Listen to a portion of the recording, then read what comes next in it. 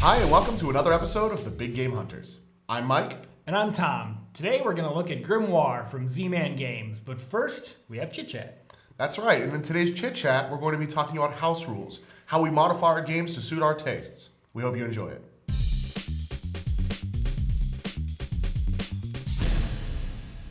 Welcome to the Chit Chat. In today's Chit Chat, we're going to be talking about house rules, the way different players alter their games to suit their needs. So Tom, I think that's about it for defining house rules. Why do we house rule? I can see several different reasons that we might house rule. First, you see a problem in the game, so you, as a group, decide a rule to fix it.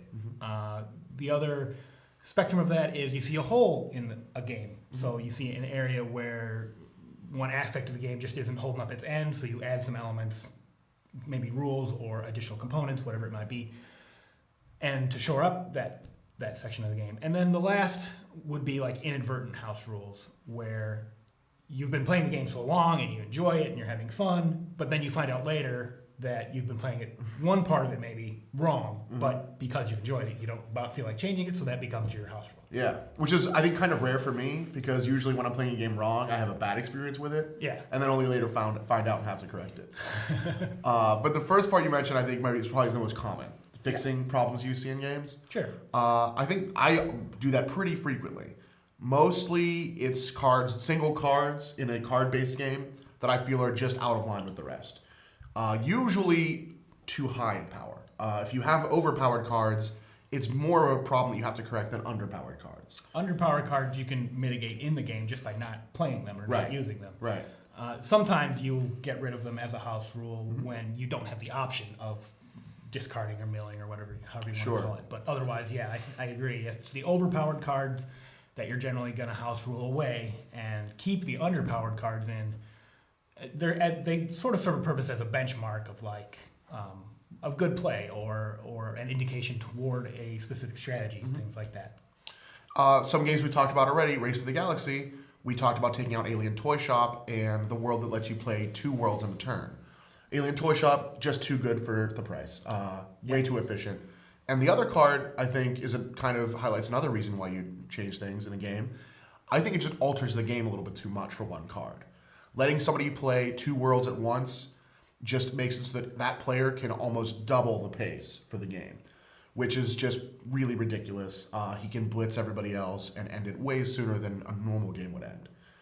Along the same lines, a game we're going to look at soon, Guillotine, has Scarlet Pimpernel and the Callous Guards.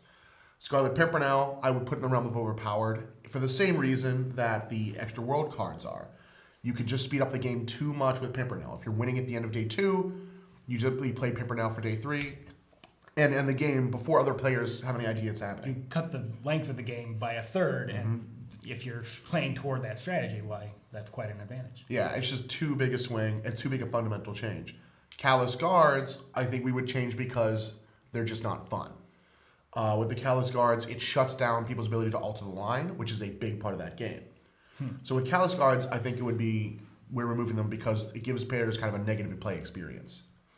Yes, that's an interesting term, negative play experience. We see it around a lot, and it does almost always involves a house rule around, like, we don't use this specific mechanic because we don't have fun using it.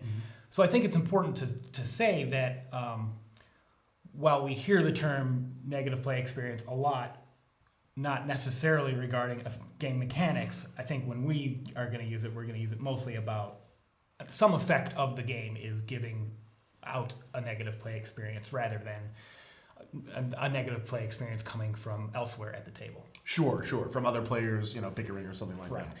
Another great example of negative play experience, and I think that's where I first heard the term, is from Epic Duels. The Emperor's You Will Die card, which forces an opponent to discard all the cards in their hand, is generally agreed upon to be a negative play experience, except for the person playing it, of course. And I think that's how negative play experiences kind of creep into games, is that designers get kind of caught up with how fun it will be for the player using the card and not for how unfun it will be for the opponent receiving that kind of problem or the victim of the card. That's probably the direct reason that negative play experiences are so house ruled away. Mm-hmm. Mm-hmm. So the other aspect of house rules would be holes we see in the game, things we need to fill. So if with Epic Duels, for example, you house rule away, you will die. You need to house rule something in to replace it because you've gotten rid of it. So that's where most of the house rules I do come from. I do have a few examples of overpowered things that we get rid of. Like I think most of the very early customizations for house ruling that I did were with the Risk 2210 game. 4 stars for originality because it reinvented Risk before Risk was being reinvented. It is much better than it sounds. I will say, he made me play it once. I expected it to be god awful. It was actually pretty fun. So with that game, and I think it was in part fun because of your house editions. Yeah, with that game, a lot of the command cards that you get with some of the commanders, many of them are either too good for their cost or underpowered for their cost. Mm-hmm. And so we just made a lot of little changes, mainly to the cost of playing them, that really made pursuing some tactics with a specific commander a whole lot easier.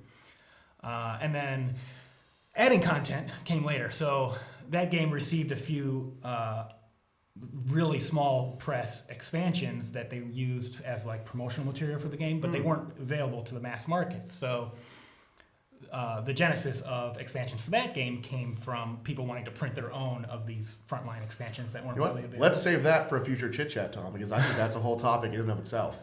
What's that? The idea of customizing your games and customizing for games. Fair enough. We will save that. You know what? Let's talk about it next week. Okay. All right.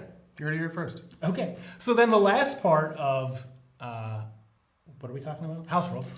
The last part of house rules is accidental ones. And coincidentally, I also have an example from Risk 2210. Go ahead. So in that game, when you conquer territories, you get a bonus. If you conquer 3 contested territories, you get a bonus card and a bonus energy.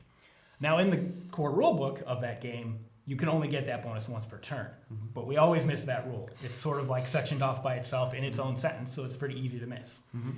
And we played it for I don't know how many years before I played it at a convention with a bunch of other people and tried to do that. And I was corrected there at the table, and I was like, wow, that sucks for me. But then when I came back home and told my friends about it, they're like, no, we have no interest in doing it that way. We love the way it works. Sure. So that's one inadvertent house rule. Do you have any? I do. I think that sometimes the inadvertent house rules, like I said, usually when I find out about them, it's a bad thing. I've seen, in my gaming group, I've seen a few people who I didn't teach the game to playing it wrong, and I have to correct them because it's just going horribly south. I had a group who was playing Blue Moon City, and I guess they had just come from Grimoire or Race or some other simultaneous play game, and they weren't playing in turns. They were playing Blue Moon City, but they were playing it all simultaneous phases, and it was a real mess. Yeah, that would be hard. I've seen people play Last Night on Earth, and every time the humans beat a zombie in a fight, they instantly killed it. There was no shoving. They just killed the zombies, and it really made those games not work. But on the flip side, when I first started playing Bonanza, I had a much kind of loosey-gooseier take on how the harvesting works. And we have since then, pretty much, even though I've learned that it's not correct, allowed people to harvest a field and then immediately plant another field and then harvest that same field. So it gives people more flexibility in how they can accept donations or get rid of beans they don't want. They really only they can really still have one bean field planted that they like and are staying with, even if they have 2 beans coming in that they don't want. And then, and also with Bonanza, the rule that I really think you almost need to kind of enhance the experience is we've always allowed 3-way trades. In the rules, it says every specific trade must be one person, and one person must be the active player. We've allowed 3-way trades just because that game, I think, needs that kind of flexibility. In a game like that, you want everyone to be involved at all times. You want people to get in the discussions. You don't want to limit what people can do. And really, I think Bonanza, which we'll probably take a look at some point, plays best with creative players. And so you don't want the rules to hinder people's creativity in that game. Now, Sounds something like a good house rule. Thank you. I know you've played that way. You probably only played that way. Yeah. So that reminds me, speaking of that, you were mentioning that you sat down with some players at a con and played Race 2210, and that's how you learned the actual rules. Yeah. Do you sometimes find that it's either hard to remember to announce house rules at the beginning of a game, or hard to explain to people why there's a house rule? For instance, sometimes I'll sit down and I will forget when I'm playing Race that we never use the start worlds. But it's kind of hard to remember to say that. Do you have people that ever argue with you right off the bat? Yeah, that does happen occasionally.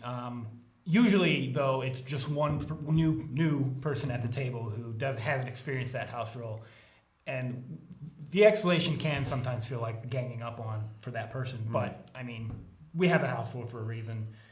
The game is still fun.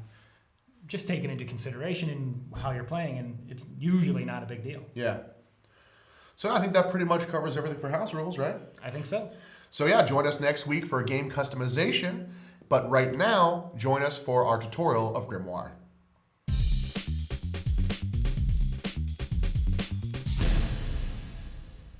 Now I'm going to teach you how to play Grimoire.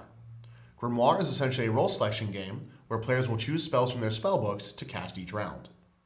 The winner of the game is the player with the most victory points. Victory points come from a combination of victory point chips, companion cards, treasure cards, and item cards. The game ends when any player has either 10 companion cards or 10 treasure cards at one time. As soon as this happens, that triggers that this is the last round, even if that player loses one of those cards in the process. The game can also end immediately if any player goes to draw a quest card and cannot because there are no quest cards in the deck and none in the discard pile. This only happens in a 5-player game and is extremely rare.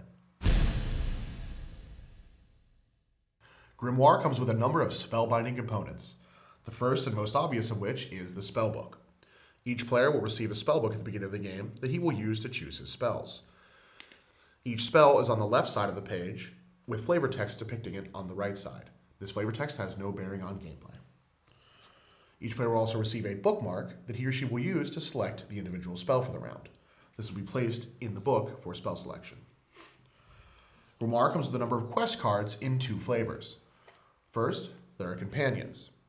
Companion cards have the name of the companion, effect text, and the number of victory points they're worth in the bottom corner. The other type of card in the quest deck are treasure cards. Treasure cards come in only 3 types: gold coins, silver coins, and bronze coins. They have the name of the card, a text telling you to put them face down in your tableau, and the number of victory points they're worth at the bottom.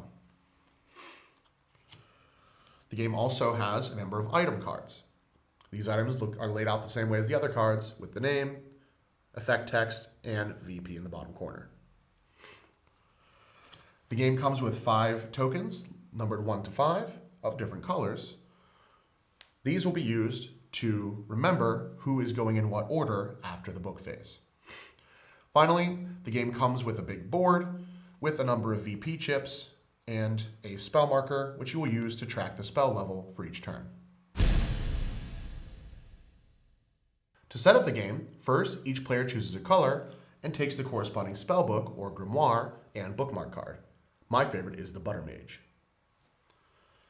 Then you'll place the spell level marker on the 6th slot on the spell level track. This will determine what level spells you can cast each turn, with 6 being the current maximum. Then shuffle the quest card deck and the item card deck and place them in the appropriate zones, and put the VP chips in the VP slot. Now you're ready to begin the game. Each round of Grimoire is played out in 3 phases. The first phase is setup. In the setup phase, you'll first move the spell marker up 1 level, and then you'll deal cards from the quest deck into the quest card zone. A number of cards are dealt equal to the number of players plus 1. For a 2 to 4 player game, 1 of these cards is kept face down. For a 5-player game, 2 cards are kept face down. Then you begin the book phase. In the book phase, each player takes his or her grimoire and places his bookmark in one of the pages. This is the spell that he would like to cast for the round. Remember, you can only cast spells of equal to or lower level than the current spell tracker. Then you'll reveal them simultaneously and resolve turn order for the next phase. Turn order is determined by the level of the spell and the uniqueness of the spell. First, each player who chose a spell that nobody else chose will receive an order token in order of the spells by ascending level. Therefore, a player who chose a unique second level spell will go before one who chose a unique fifth level spell. When I say unique spell, of course, I mean a spell that nobody else picked that round.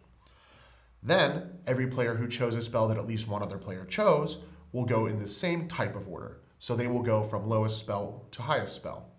To resolve any ties, you'll simply reverse the turn order among those players from the last round. In other words, if two tied players went second and fourth in the last round, the player who went second will go after the player who went fourth. Once you resolve the turn order, you'll then move on to the final phase of the turn, the quest phase. In the quest phase, each player goes in the assigned turn order, and first uses their effect that they chose from their spellbook, and then takes a quest card from the quest card zone. Companions that are chosen are kept face up in your territory, and treasure cards are kept face down. If you take a face down treasure card, it is not shown to the other players, but you may look at it. If you take a face down companion, it is placed face up with your other companions. The game is played until any player has 10 companions or 10 treasure cards, and then you resolve the winner who has the most VP. Now you know how to play Grimoire.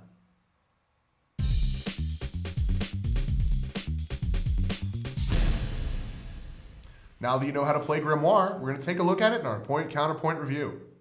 We're going to roll to see who argues for the game and who argues against, because Mike and I generally agree about Grimoire.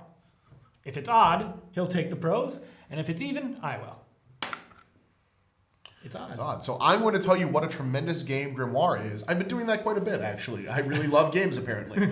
Tom miserly hates them. I'm not even sure why I'm here. So, first of all, Grimoire, I like it because it's role selection light. I've played Mad Zeppelin, I've played Citadels, I've played Mission Red Planet. I like them all for different reasons. Mission Red Planet's my favorite, but it's out of print, so we didn't want to do it for the show. But Grimoire, I think, is number 2 for me. It's way, way faster than Citadels. It's faster and shorter than Citadels by quite a bit. It's also a little easier to get into. I feel like it's pretty easy to teach. It doesn't take too long to get it. The rulebook's pretty nice. So it's just a really kind of, like I said, you get some of that, a flavor of that role selection. You get a little taste of the idea of trying to guess what other people are going to do, kind of get in every player's head without too much of an investment. I agree. It is a good filler game, but you mentioned Mission Red Planet and Citadels. Those are role selection games where the roles are really well defined, and you're rewarded for whichever role you choose in those games. In this game, that's not really the case. If you're doing a defensive casting, or you're trying to counter someone else's what is it called, forbidden spell tactic, whatever. Mm-hmm. There's no reward for doing that in this game. The roles in this game are just like big effing deal. Whoop-de-hoo. Yeah, I agree. You're pretty rewarded for staying on the offensive in this one. It would be nicer, I think, if Silence or Resistance or the Time Reversal card spell had a little bit more of a payout. As it is, if one player is going, constantly fireballing and thunderstorming, another player is silencing just to stop him, the silence player is not really getting much of a leg up. And if nobody silences the thunderstorm player, then he's actually generating points. Yep. So I do agree with that, but the act of choosing the spells still really works. The spells are pretty evocative. They have a lot of different flavor. The flavor text on the spell book really helps for that. They really just feel like they have nice thematic effects to them. I also really like the spellbook itself. It's a nice kind of tactile feel. The components have held up well. I've played this quite a bit, and the spellbooks are all in really good shape. So I think the spellbook as a component of the game, it's pretty unique. I can't think of another spell off the top of my head that has it. I mean, Mage Wars is the closest. But it's just a really nice feeling to put your bookmark in your slot and throw it out there. It's true. The spellbook is great. It is fun. The followers are the reverse of that. If you can just take, say, for example, the king, the prince, all those people, if you were to replace them, you can replace them with just about any other thematic element, and you get the same effect. You don't really feel tied to the theming elements of those cards. There's a few exceptions. You have the merchant, and you have the spy. Yeah, I mean, the two I was using for the tutorial, two of my favorites, the spy and the pirate. Yeah. Ninjas versus pirates. They do have a little bit of theming to them. Right. The pirate, when you get a gold coin, he gives you a hardy yar, and you get a point. The spy can look at the face down cards, so there is some. But overall, Yeah. you could interchange these cards. If they were to re-release it and the followers all had like a demon or summoning familiar theme, that would really up the immersion for this game. I would agree with that, yeah. I would definitely like to see that. So yes, I agree. Followers, not very evocative. They do bring the theming down a little bit. Also, some of the followers are a little overpowered. We had to take out the rogue a long time ago because he's ridiculous. It's basically a free 6 points. But other than the rogue, the paths to victory are pretty well balanced. I feel like you can go a victory point chip focus strategy. You can go with a coin focus strategy. You can focus on getting followers or stealing followers. You can even do a lot of creation to really capture a lot of the item cards. And they all kind of have different strengths and weaknesses. The chips and the followers are a little more vulnerable, but give you a more explosive point payout. The coins cannot be altered by any other player. Nobody can steal your treasure cards, but they build up very slowly. There's not much like panache to them. The coins in particular, and what was the other? The items. The items. Those in particular require a lot of luck to really pay out. Whereas the other ones, you're sort of building off your strategy to make them pay out, but that strategy can be countered by other players. Yeah, I mean, that's the thing. It's like as soon as you get to the point where you have a threatening number of VP chips or a really impressive number of followers, other players start swiping them. And then you go on the defensive, and then, you're not really getting very far. So I guess my last big gripe with the game would be when you're playing with 4 or 5 players, resolving the turn order. Who goes when and who casts what last turn and which group are you in. It can be a pain in the ass, and it can really slow the game down. I agree. It can get very complicated. It was even a little bit difficult to get through in the tutorial. It's just difficult to explain. It's difficult to grasp. And every turn, it just takes a little bit of a logic puzzle to get to the next phase. And it doesn't enhance the game in any way. It just sort of gets in the way as a mechanic. Yeah, I mean, it's certainly necessary. I wish it were a little cleaner. That is true. It's necessary. So, overall, how do you rate it? You know what? This one, I've played it a lot. I enjoy it. I think it fills a niche. I think that, like I said, it's a role selector light, and that's fine. But, after repeated play, it's just kind of there for me. Yeah. I enjoy it, but I feel like I've done everything this game has to offer. I feel like I've pursued every strategy. I've kind of figured out how everything works. It doesn't feel like it holds that much interest for me at this point. But I've gotten some good plays out of it. I'm going to give it a 6 out of 10. Well, I was initially going to give it a much lower score, but after hearing your argument just now, it does fill a niche. It fills a niche quite well. And while role selection isn't my first choice of genre, I think if I'm going to have one on my shelf, it might be this one because it's so fast.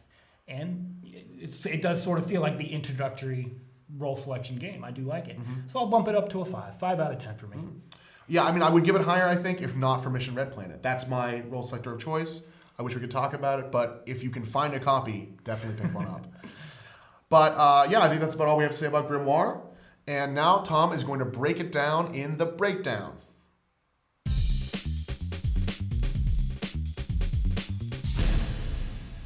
All right, now we have the breakdown of Grimoire from Z-Man Games. It's a very short game. It takes only about a half an hour to play, so we give it 90 short, 10 long. Gameplay moves very quickly. You do always feel like you're waiting on everyone else's turn, though, so we give it 70 fast and 30 slow. There's as much luck in how the cards come out as there is skill in selecting them, so we give it 50-50 on luck skill. There's some strategy in choosing and following your path to victory, but it's a mostly tactical game because each turn you're trying to grab the most points you can, so we give it 30 strategy and 70 tactics. It's heavily interactive. It's only sometimes during spell selection that you care only about what spells you're going to cast, not about what other people are.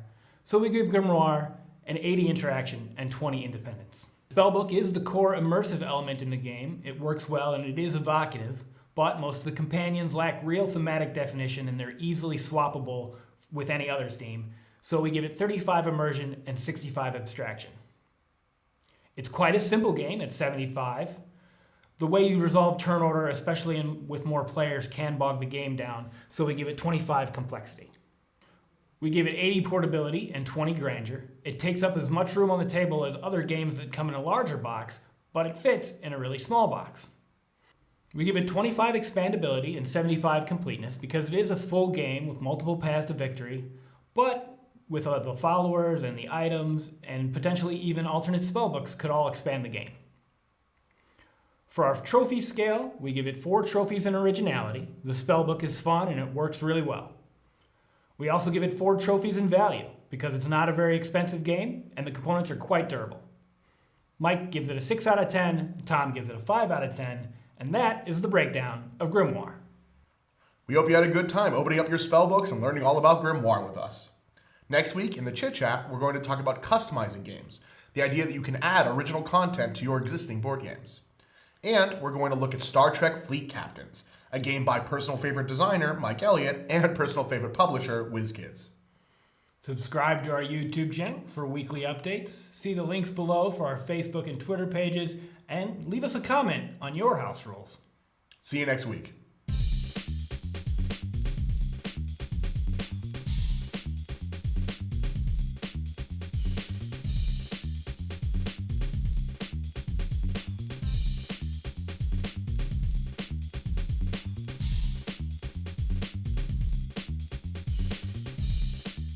Once again, Mike and I agree about Grimoire. No, because other times we don't talk about Grimoire, so don't say once again Grimoire. But we frequently do agree about Grimoire. I would say on a scale of disagreement to agreement on Grimoire, we're about a 95 agreement. I'd go 90, but yeah. Well, we agree to disagree.